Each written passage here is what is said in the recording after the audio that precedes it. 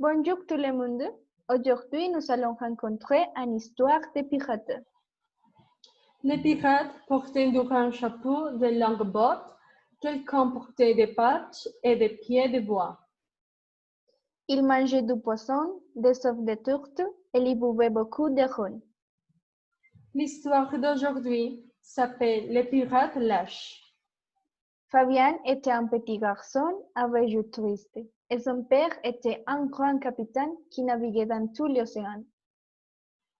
Mais Fabien était timide et lâche et ne voulait pas suivre les pas de son père. Également, les membres d'équipage ne le voyaient pas comme un chef. Cependant, quand son père est mort, il a dû prendre le contrôle du bateau. Fabien était connu pour sa maladresse à attaquer d'autres navires. Tous les membres d'équipage se moquaient de lui.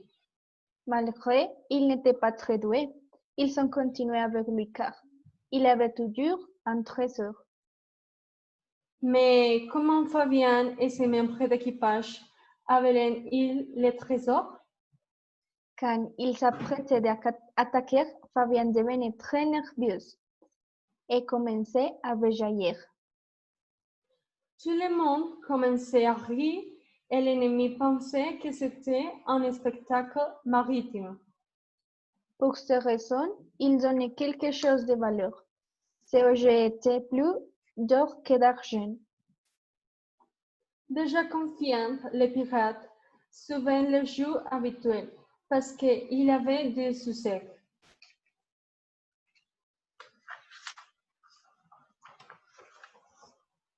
Mais un jour, avec plus de pluie que d'habitude, ils sont affrontés un vrai bateau pirate. Et Fabien avait très peur et ne pouvait rien dire. Et ses membres d'équipage ne savaient pas se battre.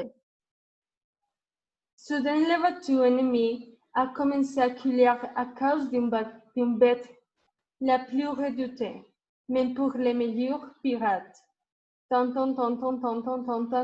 C'était le Kraken. Le capitaine Fabien se sentit très content et soulagé pour ce qui s'est passé. Ce jour-là, Fabien et ses membres d'équipage ont compris que ça ne valait pas la peine d'être des pirates et ils ont décidé de transformer leur bateau en théâtre. Ils naviguaient sur tous les mers, faisant rire les marins, sans effrayer personne plus jamais. Sans oublier de prendre soin de cette grande bête qui a décidé de rester avec eux et faire partie de cette vie nomade de l'spectacle.